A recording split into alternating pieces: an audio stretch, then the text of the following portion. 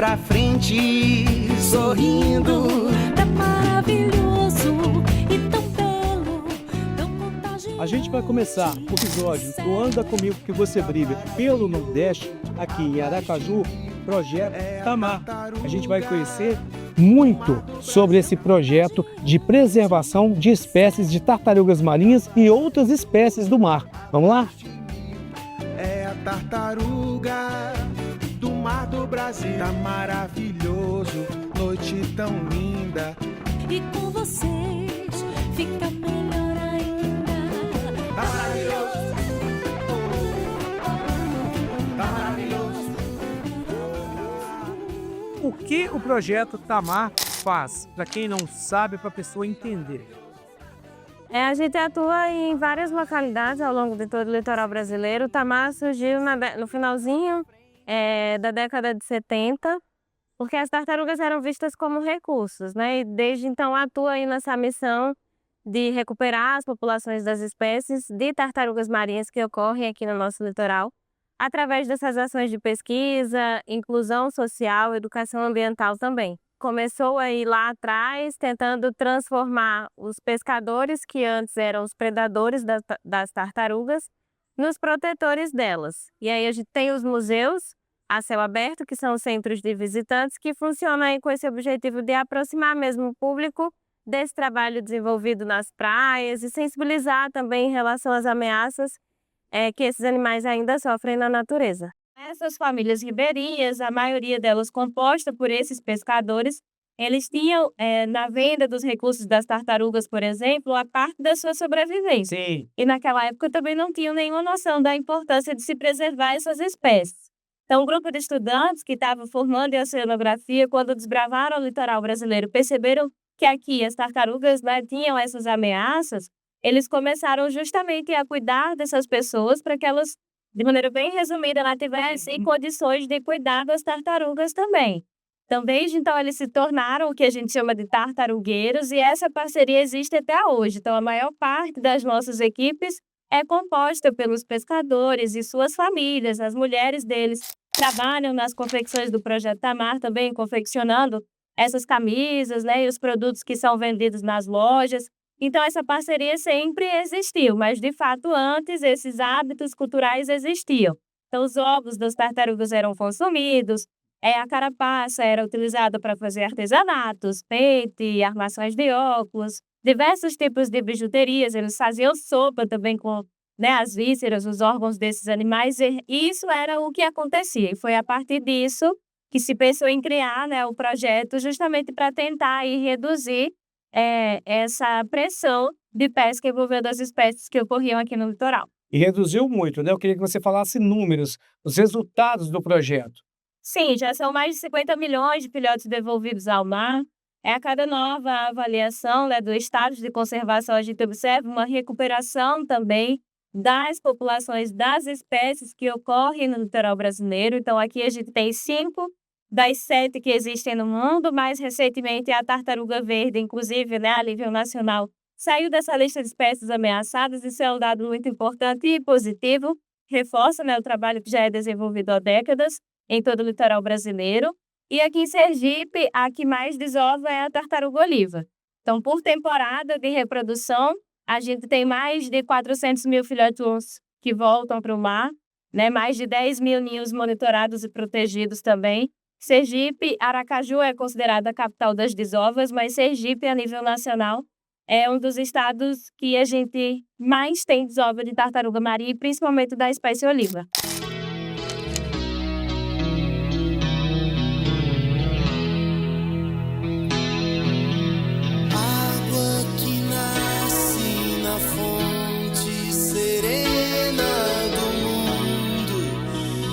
Abre o profundo grotão, água que faz inocente riacho e deságua. Você falou da ação dos pescadores, que era uma forma de subsistência, né? Mas a gente tem um grande problema que é a poluição, né? Eu queria que você falasse justamente o que o projeto o Tamar age, como ele age na diminuição ou pelo menos na mitigação da ação em cima das tartarugas.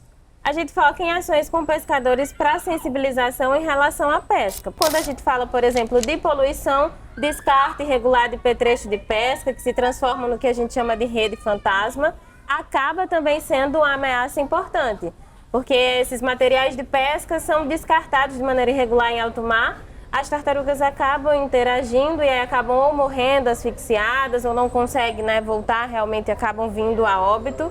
Mas nesse sentido é o que a gente sempre reforça, que ainda hoje a pesca incidental, não aquela mais com objetivo de subsistência, continua sendo a principal ameaça às tartarugas marinhas. Fora do Brasil, no restante do mundo, também existem projetos parecidos? Vocês têm notícias disso? E como que é a questão justamente de espécies ameaçadas?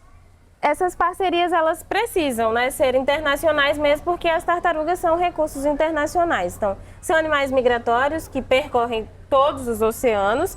Lógico, né, que o Tamar tem essas relações com outros lugares, não só aqui no Brasil, como fora também, justamente porque esses esforços precisam ser conjuntos e precisam não acontecer só aqui no Brasil, né? Todas elas são monitoradas, a gente tem algumas pesquisas específicas que aí envolvem monitoramentos em tempos reais, né, como, por exemplo, a acoplação de transmissores no casco desses animais para entender, né, como essas rotas migratórias acontecem mais ou menos em tempo real.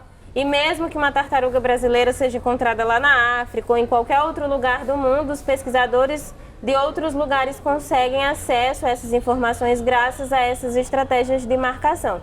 Isso já funciona com bastante eficácia e é assim que a gente não só consegue entender essas rotas migratórias, como também esses dados, né, desses animais aí a nível de genética, população mesmo, etc. Recentemente a gente viu uma notícia muito curiosa de uma espécie, uma tartaruga, né, que saiu lá na Argentina, ela foi devolvida ao habitat natural, ao mar, e ela foi monitorada até perder, acho que na altura do Rio de Janeiro, eles perderam o contato. Mas acreditava-se que ela estava voltando para a região da Bahia. Queria que você explicasse. E justamente essa questão de sair e depois voltar para o lugar, ela reconhece, né? Ela identifica.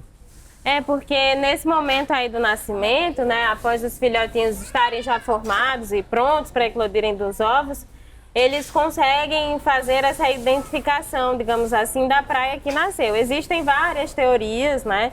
Então é um compilado de informações que os pesquisadores acreditam ser o que faz com que elas lembrem da praia do nascimento, mas a gente sabe que elas têm isso. Então elas nascem em uma praia e normalmente voltam para a área de nascimento para desovar de novo. E daí isso, elas vão caminhando, assim que eclodem, caminham da areia em direção ao mar.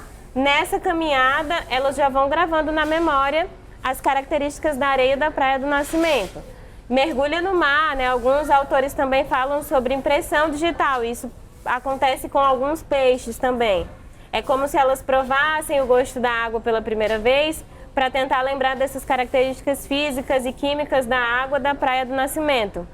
E elas têm cristais de magnetita do cérebro, que é o mesmo usado na confecção de bússolas, por exemplo. Então, é uma pedra ímã muito poderosa. Elas conseguem se orientar. Exato, pelo campo magnético da Terra. Magnético. É como se elas tivessem mesmo um GPS próprio dentro da cabeça, né? Então, mesmo fazendo essas migrações transoceânicas, elas sempre retornam à praia que nasceram para desovar de novo. Eu queria que você falasse a idade média de uma tartaruga. Ela chega até que idade? Pode viver até quantos anos? A média é de 80 a 100 anos. De fato, vivem muito as terrestres, que a gente pode englobar no mesmo grupo das tartarugas marinhas, né? São todos quelônios, os jabutis, os cágados e as tartarugas marinhas de 4 espécies, tirando a tartaruga de couro, que é uma espécie, uma família, desculpa, à parte.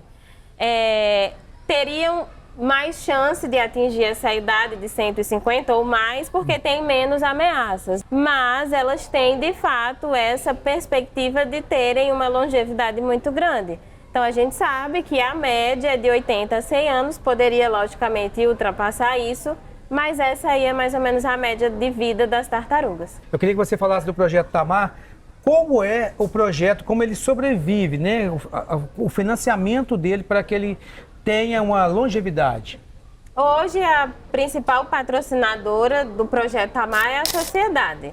Então, a nossa fonte de renda principal vem da bilheteria. Não só da venda dos ingressos, então todo o recurso arrecadado na bilheteria é revertido 100% em ações de pesquisa e conservação, Mas as vendas dos produtos na loja também, dos quiosques que tem espalhados pelos museus do Projeto Itamar. A gente tem, logicamente, alguns patrocinadores, algumas figuras importantes que apoiam, divulgam a mensagem da conservação também.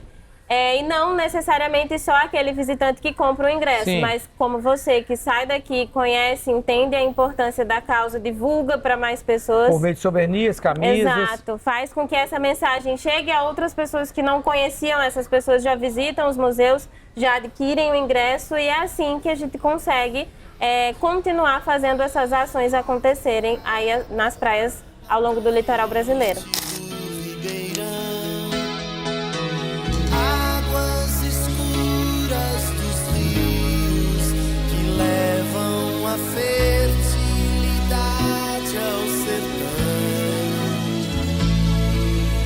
Águas que banham aldeias e matam a sede da população.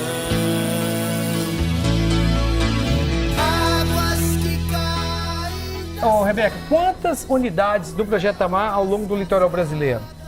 São 22 localidades em 8 estados do Brasil, só que desses 22 são só 6 centros de visitação. A maioria é o que a gente chama de base de pesquisa ou loja do Projeto Itamar, como a do aeroporto de Salvador, por exemplo. Então, para o visitante conseguir entrar e conhecer os animais, por exemplo, nas piscinas, como é o caso de Aracaju, são só 6. Então, centros de visitantes estão em pontos estratégicos, onde tem mais turistas, a gente consegue divulgar a mensagem da conservação através dessa aproximação, né, do visitante, do nosso trabalho aqui nos museus. Não são apenas tartarugas marinhas. Por que o tubarão-lixo? Fiquei uma curiosidade. É uma espécie altamente ameaçada? É uma espécie que também está vulnerável aqui no Brasil, né? Não necessariamente em todos os museus tem tubarões e peixes, por exemplo. Aqui em Aracaju a gente tem, porque é o oceanário de Aracaju também, né? Que inclusive é o primeiro do Nordeste. Então, as tartarugas são o foco, elas são as espécies bandeira, porque junto com elas toda uma bandeira da conservação é carregada. Então, a gente consegue, através de uma espécie que é mais carismática, por exemplo, como é o caso das tartarugas marinhas, proteger todo um ecossistema. E é por isso que em Aracaju a gente tem os aquários com os peixes, invertebrados marinhos e os tubarões, né? E esses animais são ameaçados, é raro reproduzir em ambientes controlados, mas lá reproduzem. E daí a gente consegue manter esses animais e aproximar o público também, porque a gente sabe que eles são muito mal vistos, né, pela sociedade. Então é mais uma forma de tentar desmistificar um pouquinho essa imagem negativa e proteger uma espécie que, assim como as tartarugas, também se encontra hoje vulnerável à extinção. Rebeca, muito obrigado. Eu queria, para encerrar, quem quiser contribuir, redes sociais, lojinha virtual, como funciona? Sim, tem o Instagram, né, oficial do projeto, _Tamar_oficial. É um Instagram só para todas as bases, então nesse perfil são divulgadas todas as atividades de todos os centros de visitantes e do trabalho de pesquisa também.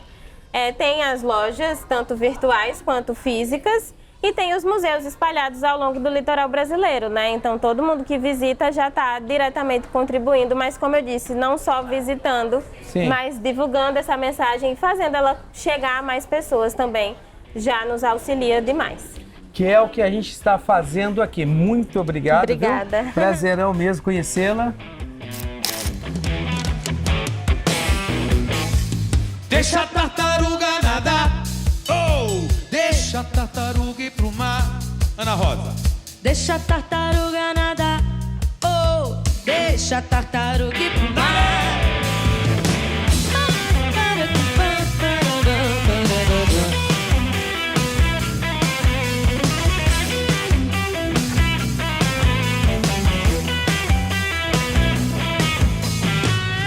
Sou uma tartaruga oliva, de família muito chique. Nasci em Pirambu, no estado de Sergipe.